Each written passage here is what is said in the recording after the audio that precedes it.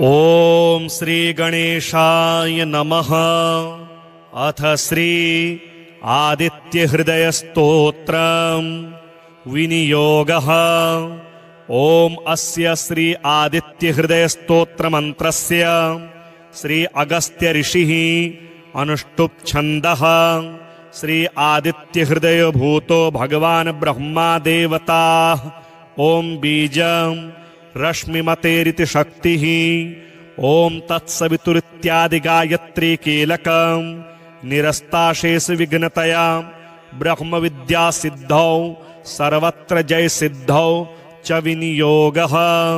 ततो युद्ध परिश्रान्तं समरे चिन्तया स्थितं रावणं चाग्रतो दृष्ट्वा युद्धाय समुपस्थितं दैवतैश्च समागम्य द्रष्टुमभ्यागतोरणम् उपागम्याब्रवीद्राममगस्त्यो भगवान् ऋषिः। राम राम महाबाहो शृणु गुह्यं सनातनं येन सर्वान्नरीन् वत्स समरे विजयस्यसि। आदित्य हृदयं पुण्यं सर्वशत्रु विनाशनं जयावहं जपे नित्यं अक्षयं परमं शिवं सर्वमङ्गलमाङ्गल्यं सर्वपापप्रणाशनं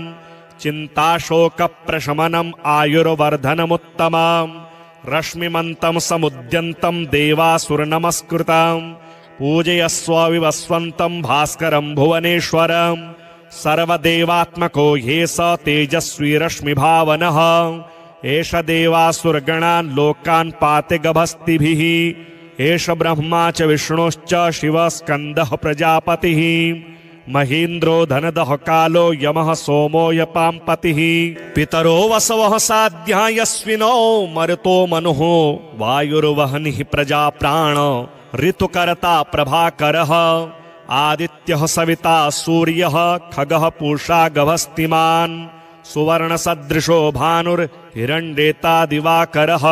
हरिदस्वः सहस्रार्ची सप्तसप्तिर्मरीचिमान् तिमिरोन्मथन शम्भुस्त्वष्टा मार्ताण्ड अंशुमान् हिरण्यगर्भ शिशिरस्तपनो भास्करो रविः अग्निगर्भोदितेः पुत्र शङ्खः शिशिरनाशनः व्योमनाथस्तमो वेदीर्यजुहुसामपारगः घनवृष्टिरपां मित्रो विन्द्यवीथि प्लवङ्गमः आतपे मण्डली मृत्युः पिङ्गलः सर्वतापनः कविर्विश्वो महातेजः रक्तः सर्वभवोद्भवः नक्षत्रग्रहताराणामधिपो विश्वभावनः तेजसामपि तेजस्वी द्वादशात्मन्नमोऽस्तु ते। नमः पूर्वाय गिरये पश्चिमायाद्रये नमः ज्योतिर्गणानां पतये दिनाधिपतये नमः जयाय जयभद्राय हर्यश्वाय नमो नमः नमो नमः सहस्रांशो आदित्याय नमो नमः नम उग्राय वीराय सारंगाय नमो नमः नमः पद्मप्रबोधाय मार्ताण्डाय नमो नमः ब्रह्मेशानाच्युतेशाय सूर्यायादित्यवर्चसे भास्वते सर्वभक्ष्याय रौद्राय वपुषे नमः तमोघ्नाय हिमघ्नाय शत्रुघ्नाय मितात्मने कृतघ्नाय देवाय ज्योतिषां पतये नमः तप्तचामीकराभाय वहनये विश्वकर्मणे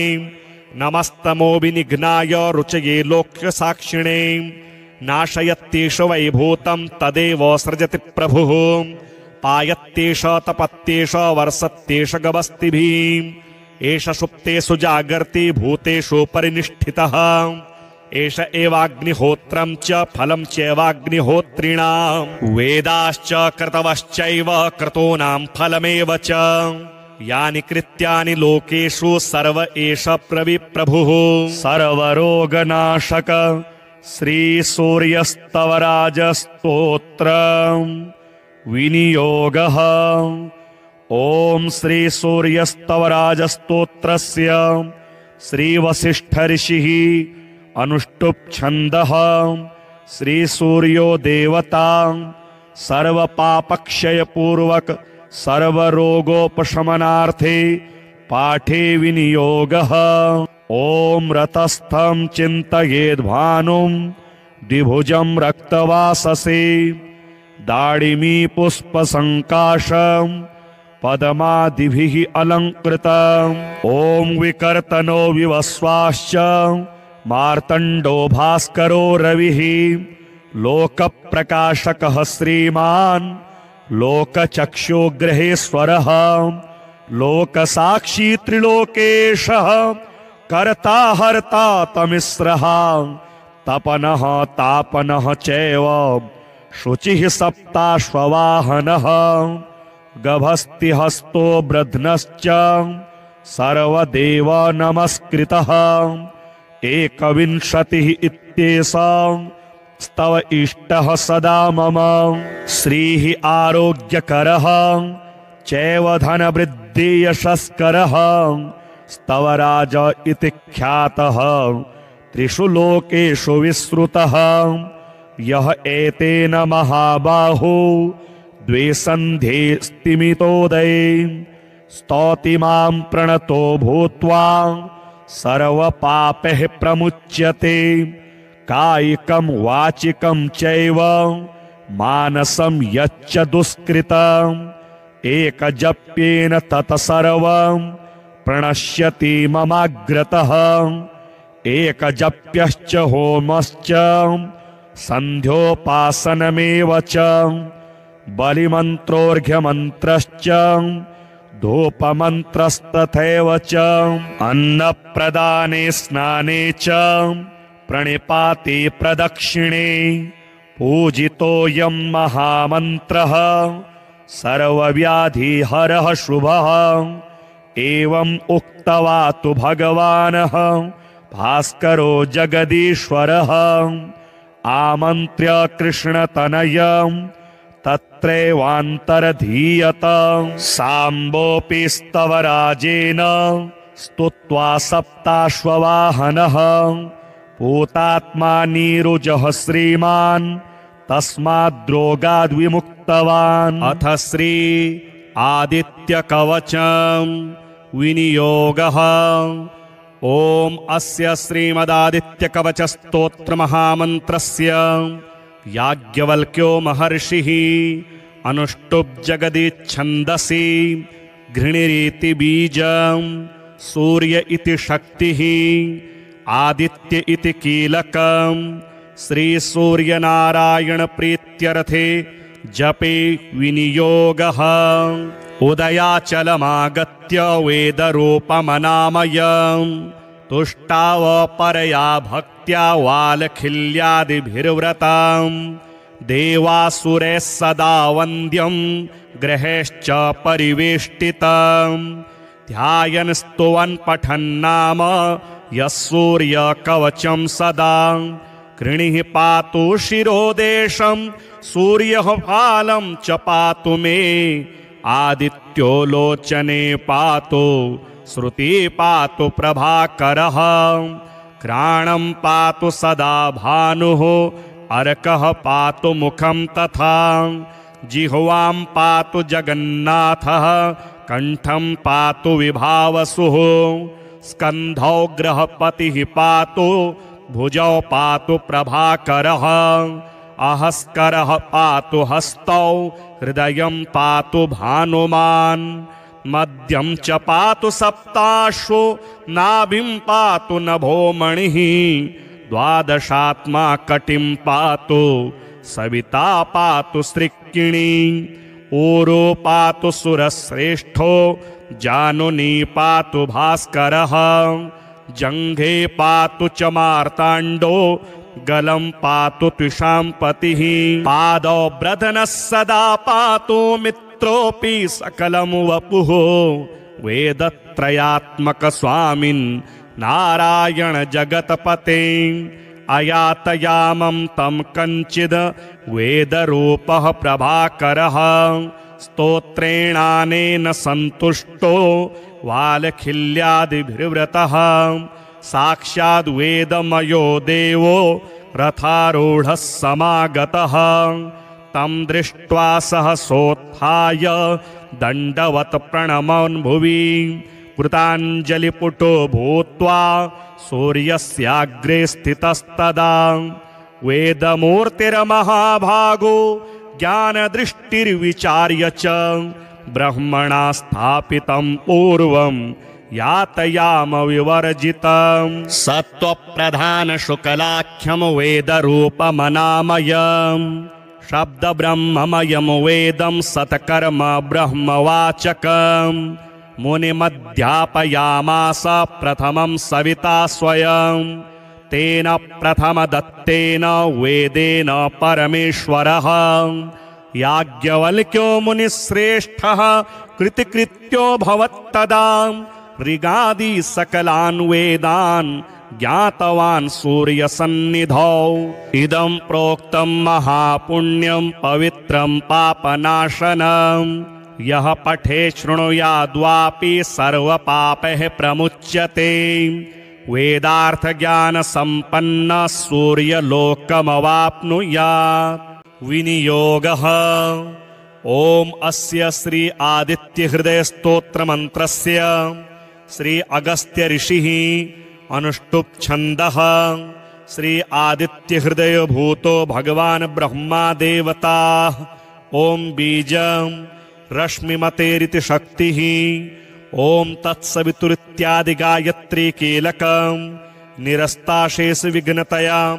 ब्रह्मविद्या सिद्धौ सर्वत्र जय सिद्धौ च विनियोगः ततो युद्ध परिश्रान्तं समरे चिन्तया स्थितं रावणं चाग्रतो दृष्ट्वा युद्धाय समुपस्थितं दैवतैश्च समागम्य द्रष्टुमभ्यागतोरणम् उपागम्याब्रवीद्राममगस्त्यो भगवान् ऋषिः राम राम महाबाहो शृणु गुह्यं सनातनं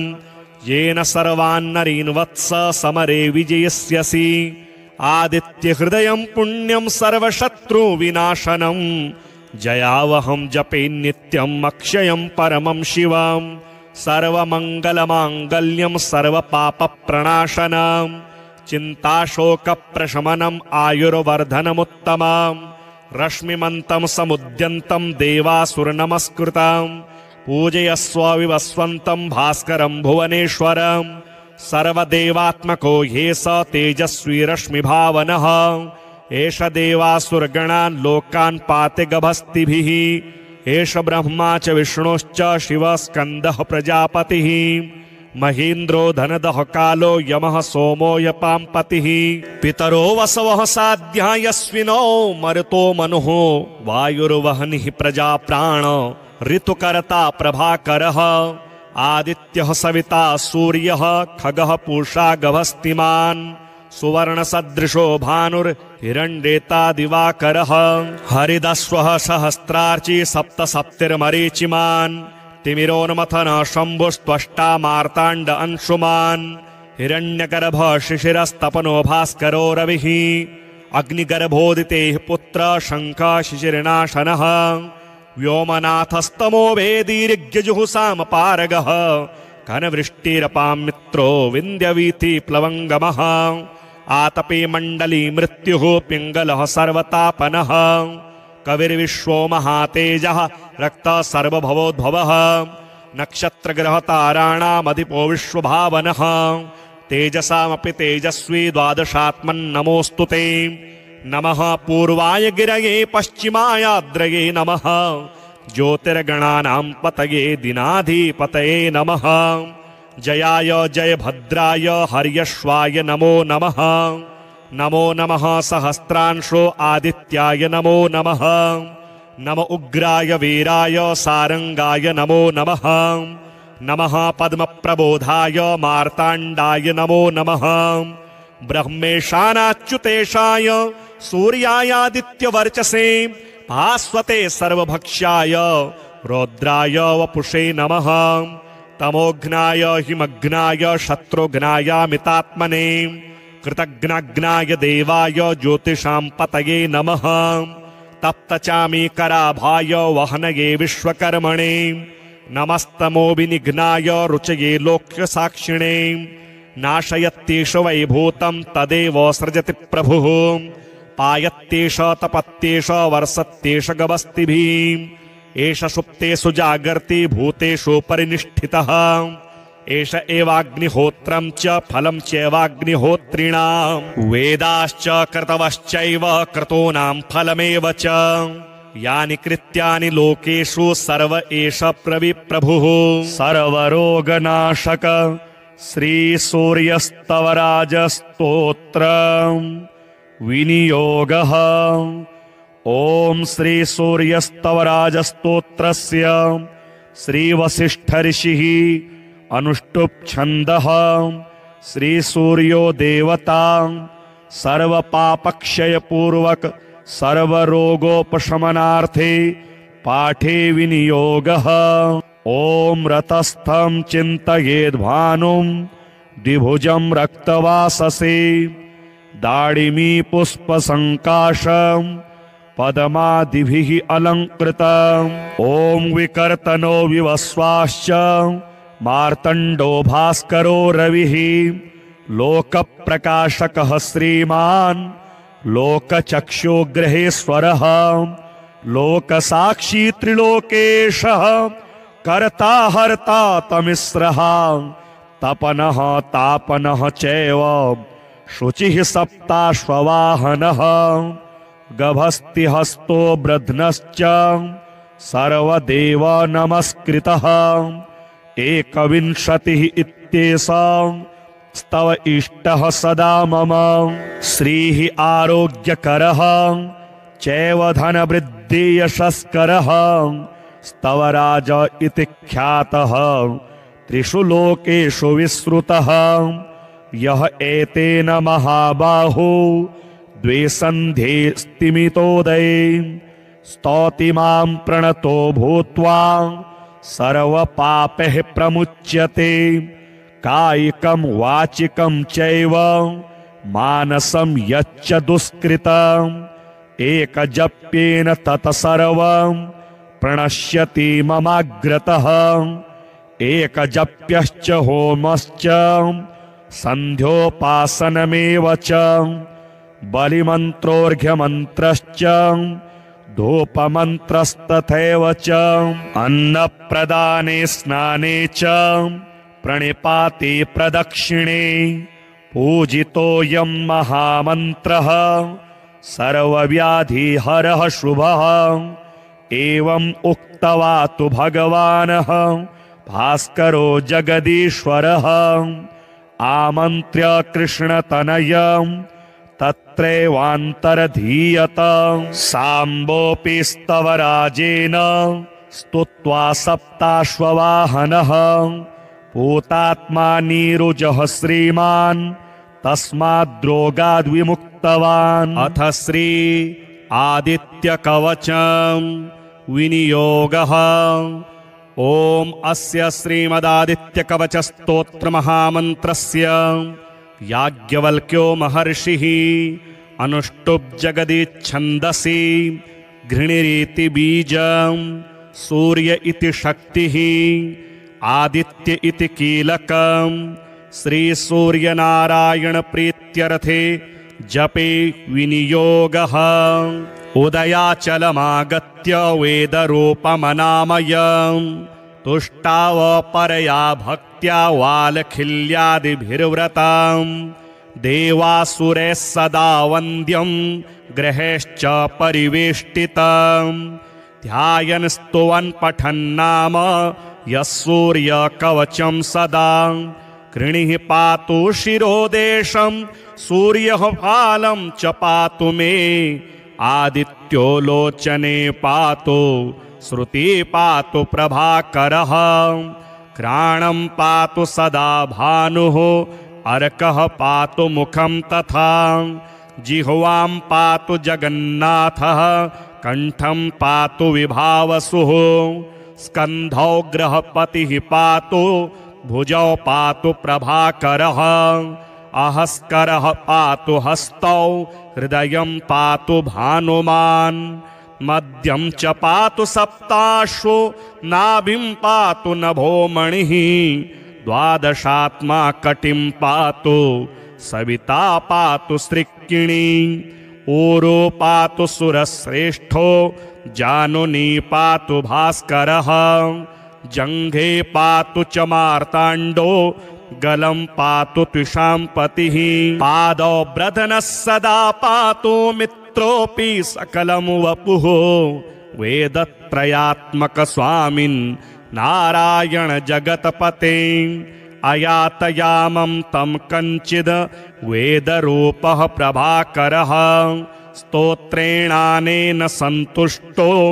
वालखिल्यादिभिर्व्रतः साक्षाद् वेदमयो देवो रथारूढः समागतः तं दृष्ट्वा सहसोत्थाय दण्डवत् प्रणमन् भुवि कृताञ्जलिपुटो भूत्वा सूर्यस्याग्रे स्थितस्तदा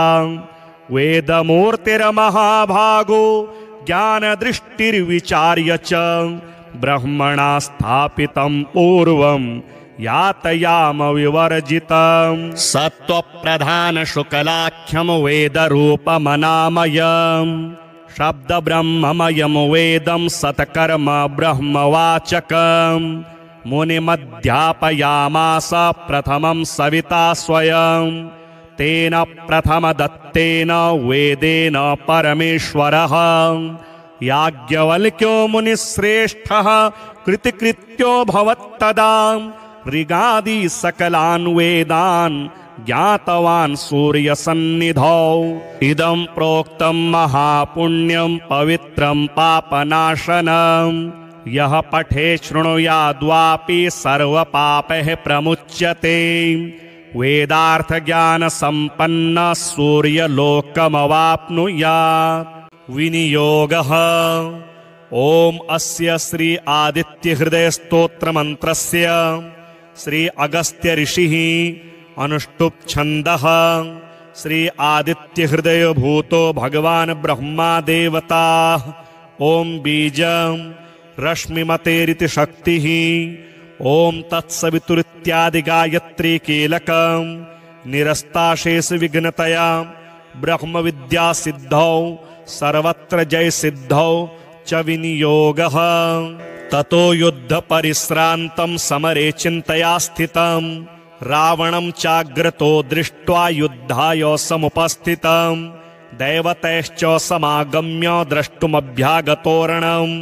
उपागम्याब्रवीद्राममगस्त्यो भगवान् ऋषिः राम राम महाबाहो शृणु गुह्यं सनातनं येन सर्वान्नरीन् वत्स समरे विजयस्यसि आदित्यहृदयं पुण्यं सर्वशत्रुविनाशनं जयावहं जपे नित्यम् अक्षयं परमं शिवं सर्वमङ्गलमाङ्गल्यं सर्वपापप्रणाशनं चिन्ताशोकप्रशमनम् आयुर्वर्धनमुत्तमं रश्मिमन्तं समुद्यन्तं देवासुरनमस्कृतं पूजयस्व विवस्वन्तं भास्करं भुवनेश्वरं सर्वदेवात्मको ह्ये स तेजस्वी रश्मिभावनः एष देवासुरगणान् लोकान् पाति गभस्तिभिः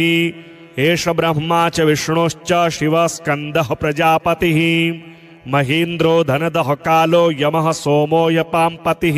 पितरो वसवः साध्या यस्विनो मरुतो मनुः वायुर्वहनिः प्रजाप्राण ऋतुकर्ता प्रभाकरः आदित्यः सविता सूर्यः खगः पूषा गभस्तिमान् सुवर्णसदृशो भानुर्हिरण्येता दिवाकरः हरिदस्वः सहस्रार्ची सप्तसप्तिर्मरीचिमान् तिमिरोन्मथन शम्भुस्त्वष्टा मार्ताण्ड अंशुमान् हिरण्यगर्भ शिशिरस्तपनो भास्करो रविः अग्निगर्भोदितेः पुत्र शङ्खः शिशिरनाशनः व्योमनाथस्तमो वेदीर्यजुहुसामपारगः घनवृष्टिरपां मित्रो विन्द्यवीथि प्लवङ्गमः आतपे मण्डली मृत्युः पिङ्गलः सर्वतापनः कविर्विश्वो महातेजः रक्तः सर्वभवोद्भवः नक्षत्रग्रहताराणामधिपो विश्वभावनः तेजसामपि तेजस्वी द्वादशात्मन्नमोऽस्तु ते नमः पूर्वाय गिरये पश्चिमायाद्रये नमः ज्योतिर्गणानां पतये दिनाधिपतये नमः जयाय जयभद्राय हर्यश्वाय नमो नमः नमो नमः सहस्रांशो आदित्याय नमो नमः नम उग्राय वीराय सारंगाय नमो नमः। नमः पद्मप्रबोधाय मार्ताण्डाय नमो नमः। ब्रह्मेशानाच्युतेशाय सूर्यायादित्यवर्चसे भास्वते सर्वभक्ष्याय रौद्राय वपुषे नमः। तमोघ्नाय हिमघ्नाय शत्रुघ्नायामितात्मने कृतघ्नाग्नाय देवाय ज्योतिषां पतये नमः। तप्तचामीकराभाय वहनये विश्वकर्मणे नमस्तमो विनिघ्नाय रुचये लोक्यसाक्षिणे नाशयत्येष वैभूतं तदेव सृजति प्रभुः पायत्येष तपत्येष वर्षत्येष गवस्तिभिः एष सुप्तेषु जागर्ति भूतेषु परिनिष्ठितः एष एवाग्निहोत्रं च फलं चैवाग्निहोत्रिणां वेदाश्च क्रतवश्चैव क्रतूनां फलमेव च यानि कृत्यानि लोकेषु सर्व एष प्रभुः सर्वरोगनाशक श्रीसूर्यस्तवराजस्तोत्र विनियोगः। ॐ श्रीसूर्यस्तवराजस्तोत्रस्य श्रीवसिष्ठऋषिः अनुष्टुप् छन्दः श्रीसूर्यो देवता सर्वपापक्षयपूर्वक सर्वरोगोपशमनार्थे पाठे विनियोगः। ॐ रतस्थं चिन्तयेद्भानुं द्विभुजं रक्तवाससे दाडिमी पुष्पसङ्काशं पद्मादिभिः अलङ्कृतम्। ॐ विकर्तनो विवस्वाश्च मार्तण्डो भास्करो रविः लोकप्रकाशकः श्रीमान् लोकचक्षुग्रहेश्वरः लोकसाक्षी त्रिलोकेशः कर्ता हर्ता तमिस्रः तपनः तापनः चैव शुचिः सप्ताश्ववाहनः गभस्तिहस्तो ब्रध्नश्च सर्वदेव नमस्कृतः एकविंशतिः इत्येषा स्तव इष्टः सदा मम श्रीः आरोग्यकरः चैव धनवृद्धि यशस्करः स्तवराज इति ख्यातः त्रिषु लोकेषु विश्रुतः यः एतेन महाबाहो द्वे सन्ध्ये स्तिमितोदये स्तौति मां प्रणतो भूत्वा सर्वपापैः प्रमुच्यते कायिकं वाचिकं चैव मानसं यच्च दुष्कृतम् एकजप्येन तत सर्वं प्रणश्यति ममाग्रतः एकजप्यश्च होमश्च सन्ध्योपासनमेव च बलिमन्त्रोऽर्घ्यमन्त्रश्च धूपमन्त्रस्तथैव च अन्नप्रदाने स्नाने च प्रणिपाते प्रदक्षिणे पूजितोऽयं महामन्त्रः सर्वव्याधिहरः शुभः एवम् उक्त्वा तु भगवानः भास्करो जगदीश्वरः आमन्त्र्य कृष्णतनयं तत्रैवान्तरधीयत साम्बोऽपि स्तवराजेन स्तुत्वा सप्ताश्ववाहनः पूतात्मा नीरुजः श्रीमान् तस्माद्रोगाद्विमुक्तवान्। अथ श्री आदित्यकवचं विनियोगः। ॐ अस्य श्रीमदादित्यकवचस्तोत्रमहामन्त्रस्य याज्ञवल्क्यो महर्षिः अनुष्टुप्-जगदीच्छन्दसि घृणिरिति बीजं सूर्य इति शक्तिः आदित्य इति कीलकं श्रीसूर्यनारायणप्रीत्यर्थे जपे विनियोगः। उदयाचलमागत्य वेदरूपमनामयम् तुष्टावपरया भक्त्या वालखिल्यादिभिर्व्रतम् देवासुरैः सदा वन्द्यं ग्रहैश्च परिवेष्टितम् ध्यायन् स्तुवन् पठन्नाम यः सूर्यकवचं सदा कृणिः पातु शिरोदेशं सूर्यः फालं च पातु मे आदित्यो लोचने पातु श्रुति पातु प्रभाकरः घ्राणं पातु सदा भानुः अर्कः पातु मुखं तथा जिह्वां पातु जगन्नाथः कंठं पातु विभावसुः स्कन्धौ गृहपतिः पातु भुजौ पातु प्रभाकरः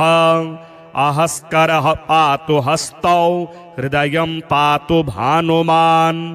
मध्यं च पातु सप्ताश्वो नाभिं पातु नभोमणिः द्वादशात्मा कटिं पातु सविता पातु सृक्किणी ऊरो पातु सुरश्रेष्ठो जानुनी पातु भास्करः जङ्घे पातु च मार्ताण्डो गलं पातु त्विषाम्पतिः पादौ ब्रधनः सदा पातु मित्रोऽपि सकलं वपुः वेदत्रयात्मक स्वामिन् नारायण जगतपते अयातयामं तं कञ्चिद् वेदरूपः प्रभाकरः स्तोत्रेणानेन सन्तुष्टो वालखिल्यादिभिर्व्रतः साक्षाद् वेदमयो देवो रथारूढः समागतः तं दृष्ट्वा सहसोत्थाय दण्डवत् प्रणमन् भुवि कृताञ्जलिपुटो भूत्वा सूर्यस्याग्रे स्थितस्तदा वेदमूर्तिर्महाभागो ज्ञानदृष्टिर्विचार्य च ब्रह्मणा स्थापितं पूर्वं यातयाम विवर्जितं सत्त्वप्रधान शुक्लाख्यं वेदरूपमनामयं शब्दब्रह्ममयं वेदं सत्कर्म ब्रह्मवाचकं मुनिमध्यापयामास प्रथमं सविता स्वयं तेन प्रथमदत्तेन वेदेन परमेश्वरः याज्ञवल्क्यो मुनिश्रेष्ठः कृतिकृत्यो भवत्तदा ऋगादि सकलान् वेदान् ज्ञातवान् सूर्यसन्निधौ इदं प्रोक्तं महापुण्यं पवित्रं पापनाशनं यः पठे शृणुयाद्वापि सर्वपापैः प्रमुच्यते वेदार्थज्ञानसम्पन्न सूर्यलोकमवाप्नुयात् विनियोगः ओम अस्य श्री आदित्यहृदय स्तोत्र मंत्रस्य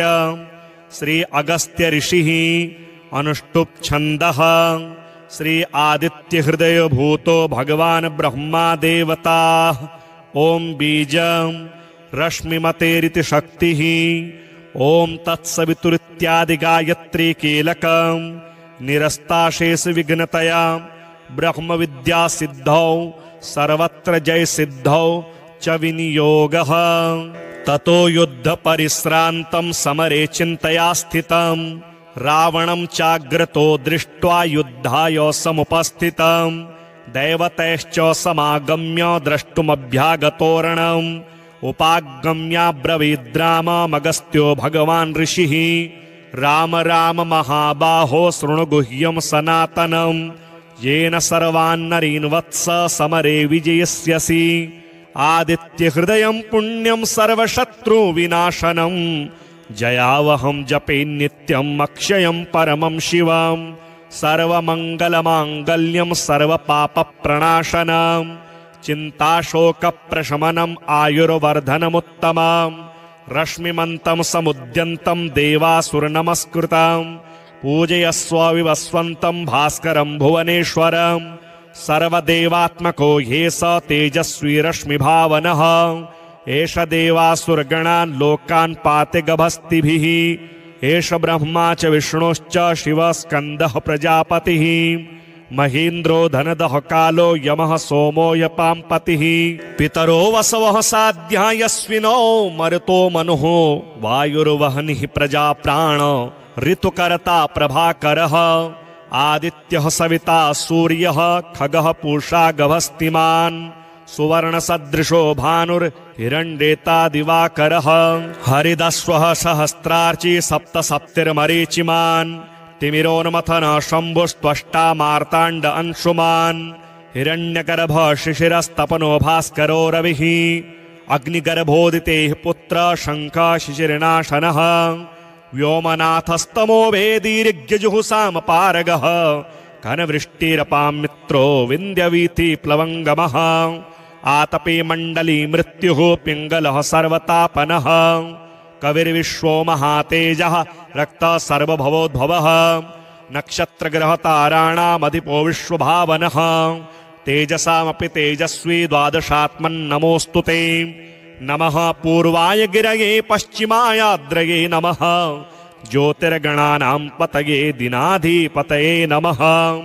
जयाय जयभद्राय हर्यश्वाय नमो नमः नमो नमः सहस्रांशो आदित्याय नमो नमः नम उग्राय वीराय सारंगाय नमो नमः नमः पद्मप्रबोधाय मार्ताण्डाय नमो नमः ब्रह्मेशानाच्युतेशाय सूर्यायादित्यवर्चसे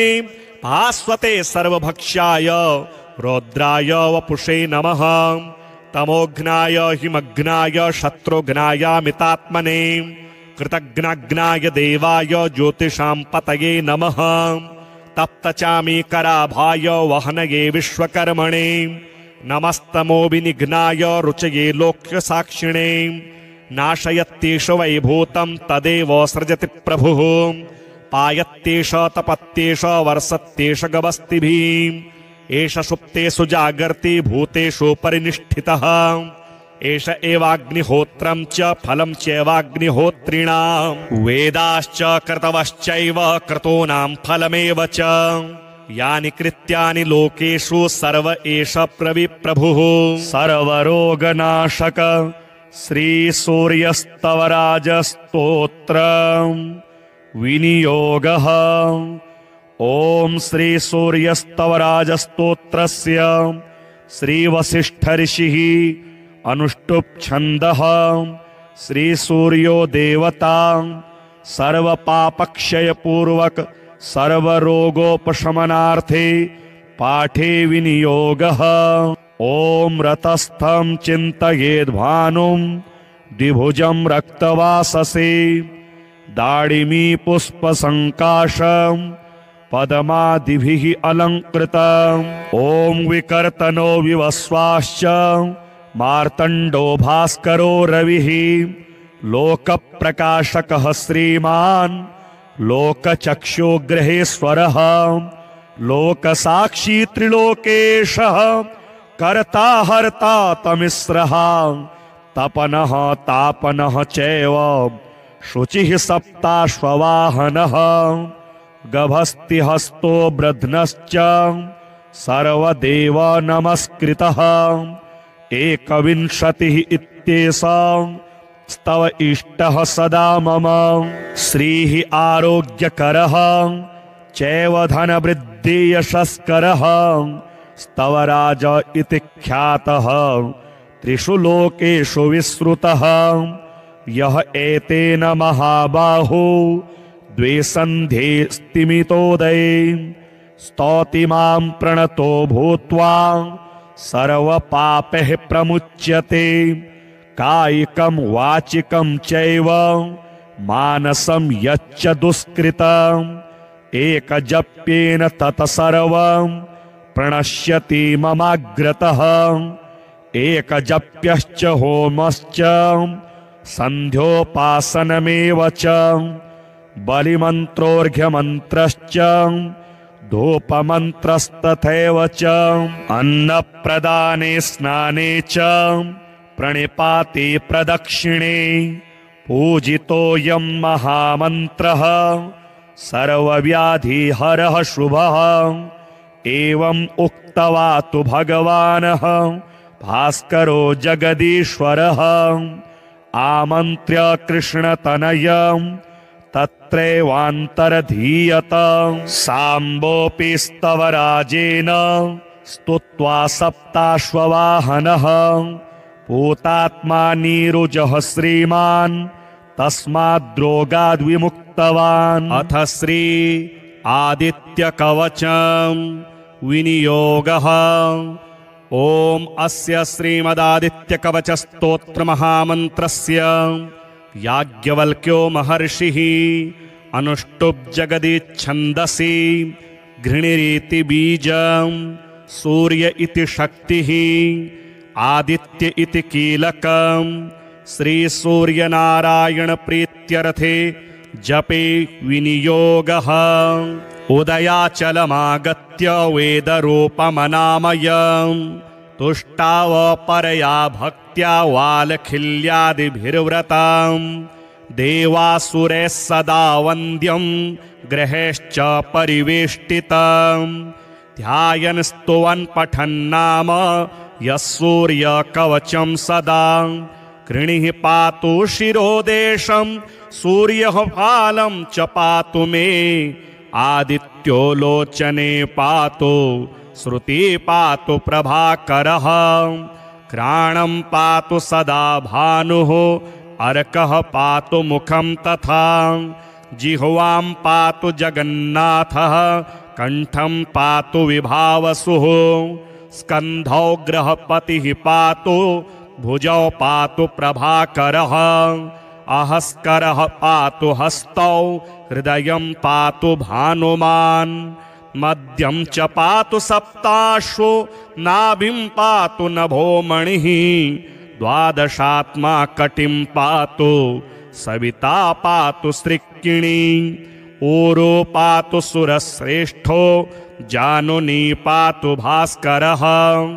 जङ्घे पातु च मार्ताण्डो गलं पातु त्विषाम्पतिः पादौ ब्रधनः सदा पातु मित्रोऽपि सकलं वपुः वेदत्रयात्मकस्वामिन् नारायण जगत्पते अयातयामं तं कञ्चिद् वेदरूपः प्रभाकरः स्तोत्रेणानेन सन्तुष्टो वालखिल्यादिभिर्व्रतः साक्षाद् वेदमयो देवो रथारूढः समागतः तं दृष्ट्वा सहसोत्थाय दण्डवत् प्रणमन् भुवि कृताञ्जलिपुटो भूत्वा सूर्यस्याग्रे स्थितस्तदा वेदमूर्तिर्महाभागो ज्ञानदृष्टिर्विचार्य च ब्रह्मणा स्थापितं पूर्वं